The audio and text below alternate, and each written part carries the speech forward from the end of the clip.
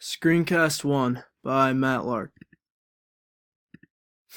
Learning disabilities. The textbook defines learning disabilities as a term used to describe a group of neurological conditions that interfere with a person's learning. Timeline.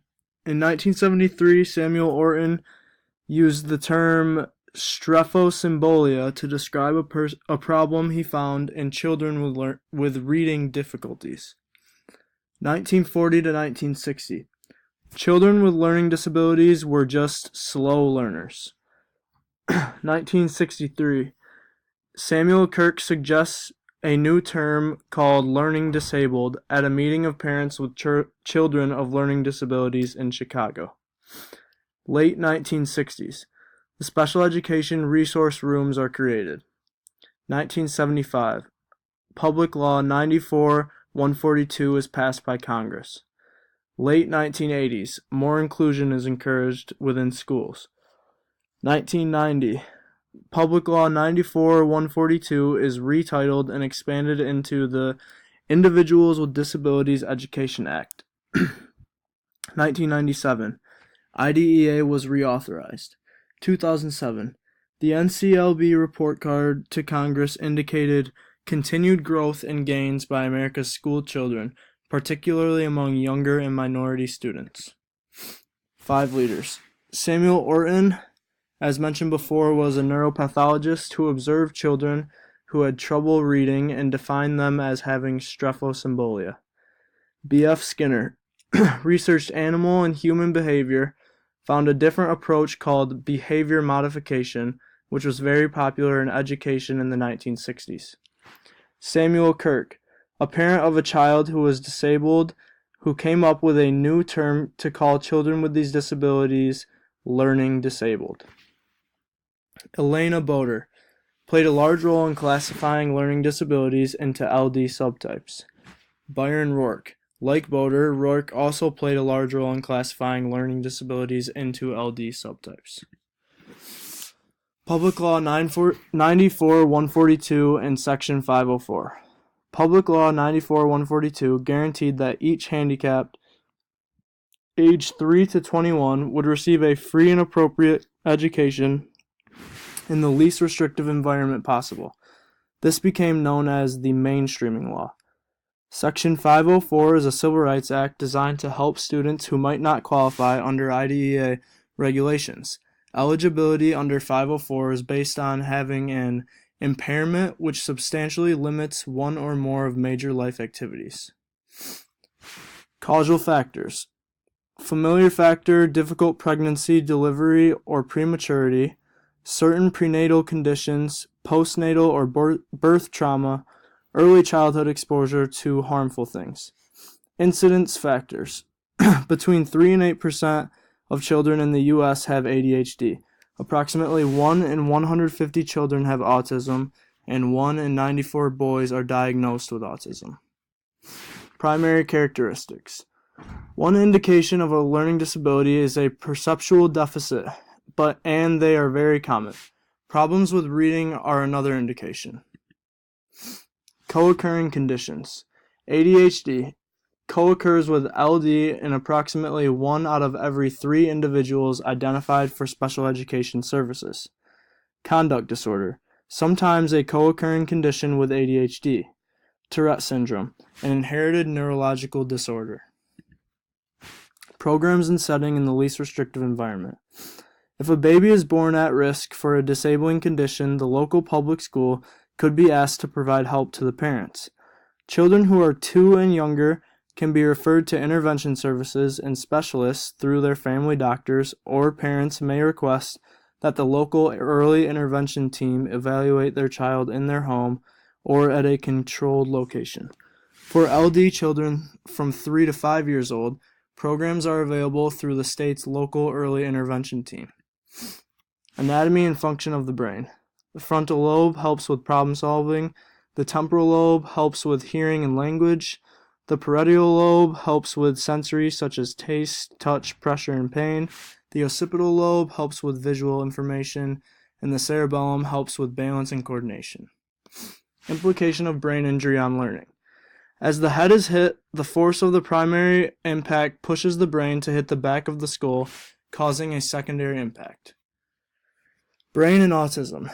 Recent studies have shown that there are structural differences in the brains of children with autism.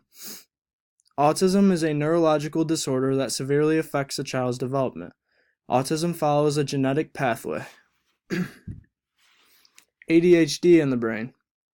ADHD is one of the few learning disabilities that has a distinct link to an environmental toxin. When a person has ADHD, messages are received by the central nervous system, but not always processed. This affects the person's ability to focus on certain things.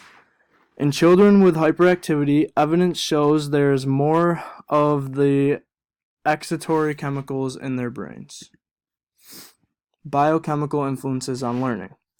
Our bodies and brains, all the way to the cellular level, are also influenced by stimulants. Stimulants used in the treatment of ADHD are thought to affect the speed at which information is processed and the strength of the connections between neurons. The stimulant forces the message to be sent across neurons, and this may help people with ADHD who may not have the same neurochemical passageways. Research on memory. In order to learn, students must be able to attend to stimuli, encode information about that stimuli, integrate and store data in memory, and be able to retrieve the data as they are needed. Research has shown the quieter classrooms will benefit all students. Visual support often helps students' memory as well. Research on metacognition. Metacognition refers to the knowledge and control individuals have over their own thinking and learning.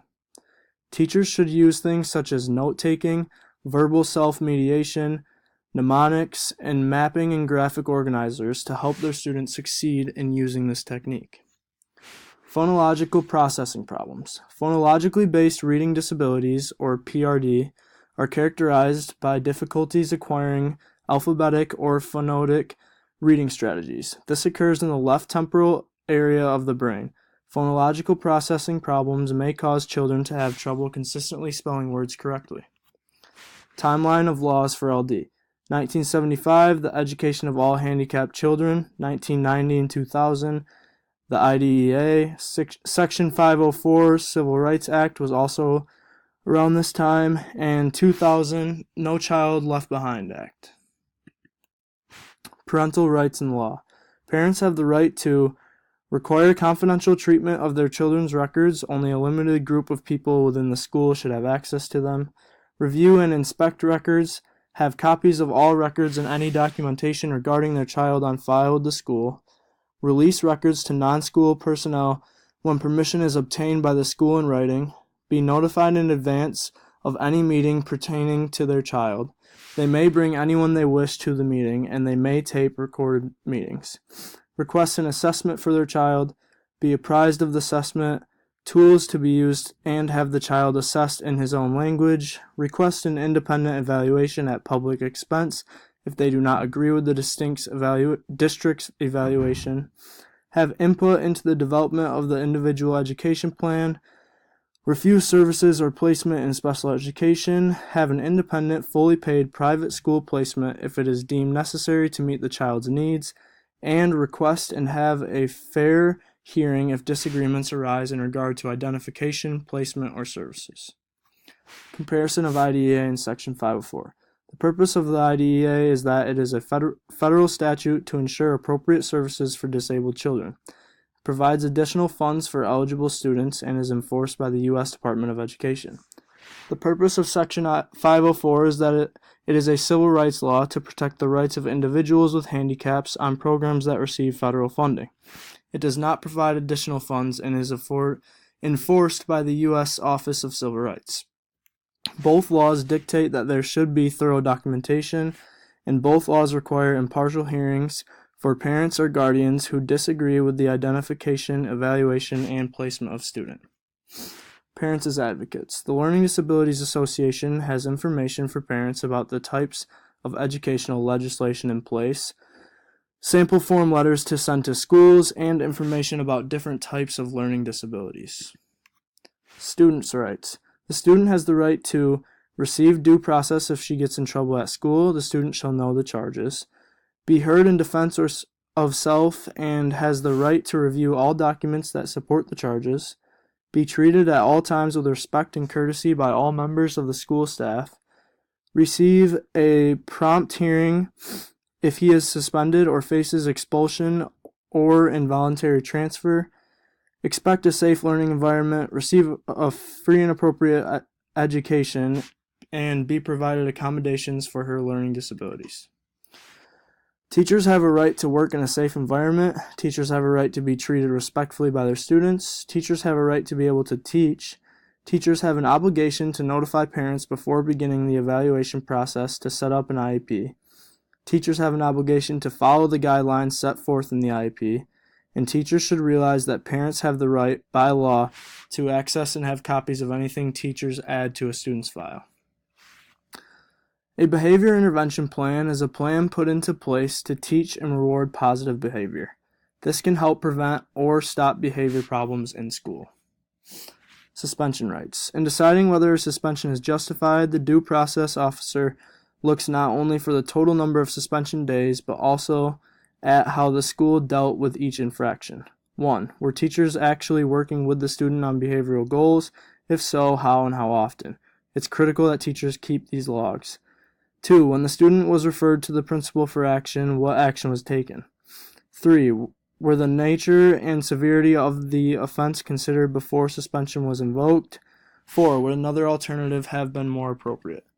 Expulsion rights. When expulsion is being considered for a student, a pre-expulsion IEP meeting is held. At this meeting, 3 questions must be answered. 1. Is the student appropriately placed? 2. Is all FAPE paperwork up to date? 3. Is there a link between the behavior and the disability? What is an MET? An MET is a multidisciplinary evaluation team. It is a minimum of 2 persons who are responsible for evaluating a student suspected of having a disability. The team shall include at least 1 special education teacher or other specialist who has knowledge of the suspected disability. What is a READ? A READ is a review of existing evaluation data. Students who receive eligibility for special education services must be reviewed every 3 years. What is an IEPT? This is the IEP team. This can consist of the student, the special ed teacher, the general ed teacher, school system representative, transition services agency representatives, parents, others with knowledge about the child, and a person who can interpret evaluation results. What is an initial IEP? An initial IEP is a provision of services. Each public agency must ensure that 1. A meeting to develop an IEP for a child is conducted within 30 days of a determination that the child needs special education and related services, and 2. As soon as possible following the development of the IEP, special education and related services are made available to the child in accordance with the child's IEP. What is a transition IEP? The transition IEP contains the transition services needed to assist the child in reaching their post-secondary goals. What is an annual review IEP? Once a year, parents and staff are required to sit down and review the student's progress. This is a time to share what the student has accomplished and write goals for the next year. The principal, special education teacher, and general teacher meet with the parents for this annual review. What is a reevaluation IEP?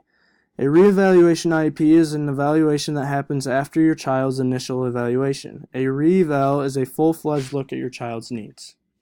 What is a manifestation determination? This is a process required by IDEA, which is conducted when considering the exclusion of a student with a disability that constitutes a change of placement. Due process is a formal way to resolve disputes with a school about your child's education. You can file a due process complaint only for special education disputes. What is an addendum to the IEP? This is a form that may be used to make minor changes to the IEP during the year it is in effect. If drastic changes need to be made, the IEP team should reassemble and conduct a full IEP. What is progress reporting? Progress reporting are regular reports to the parents from the school on how their child is performing at school. The progress report will show how the child is doing on their path to reaching the end goal set on the IEP.